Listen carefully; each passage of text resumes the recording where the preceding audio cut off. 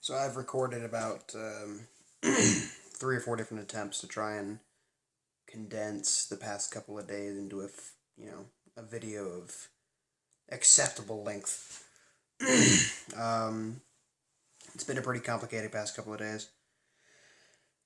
Basically, what happened was we left out on January 2nd. As I mean, I uploaded the goodbye video, but anyway, uh, left out, made the full day's trip. About 45 minutes before dark, me and Dakota start looking for a place to set up camp.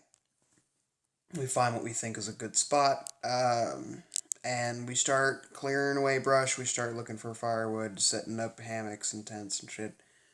And while we're doing all of this, Kaiser manages to find a rather large suppository of rainwater that's developed over the past couple of days. And just barrels through it two, three, four, five, 6 times. Like it just keeps going and going and going and going.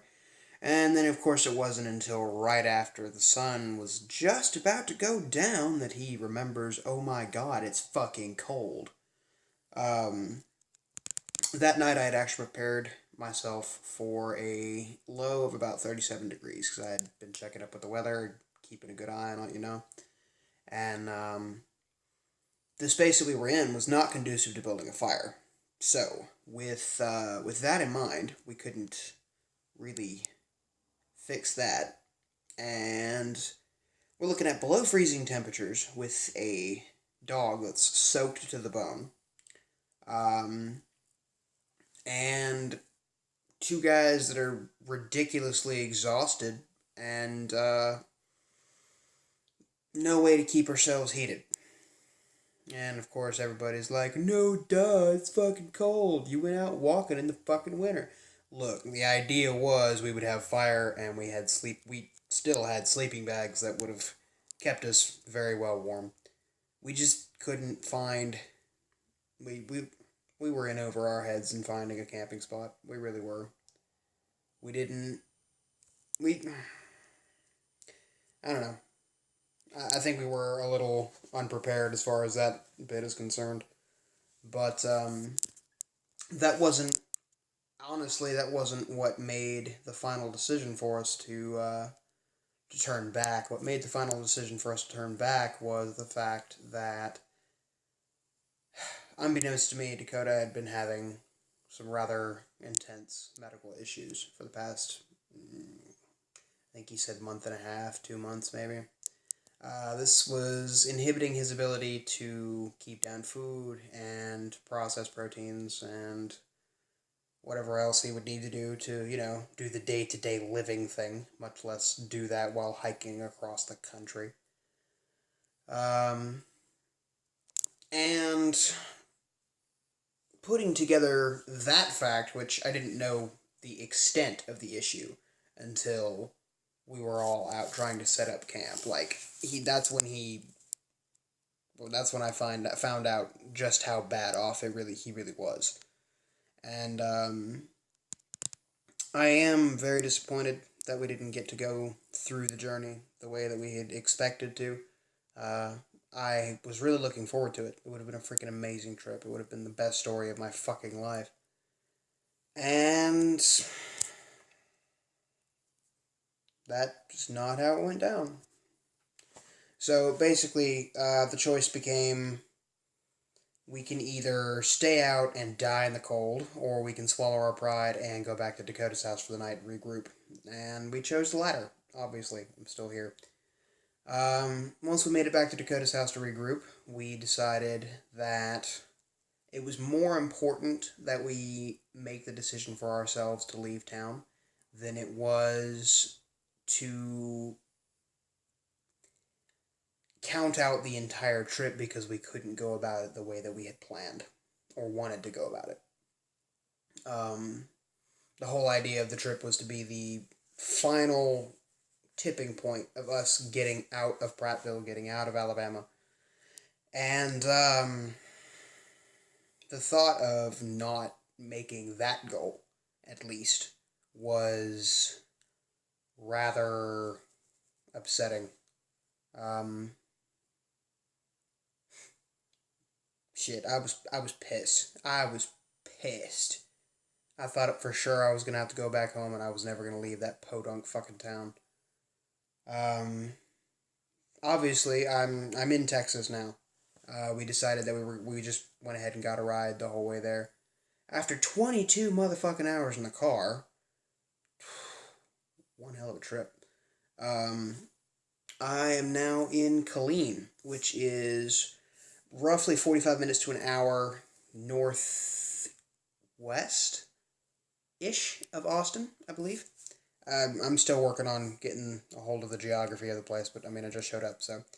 Um, Sadly, I was not able to bring Kaiser with me. That is due to the fact that the friend that I'm staying with is not able to accommodate a dog. However, my good friends, Brittany and Andrew, back at home, are watching him for me, at least as long as they can, while I try and get set up here.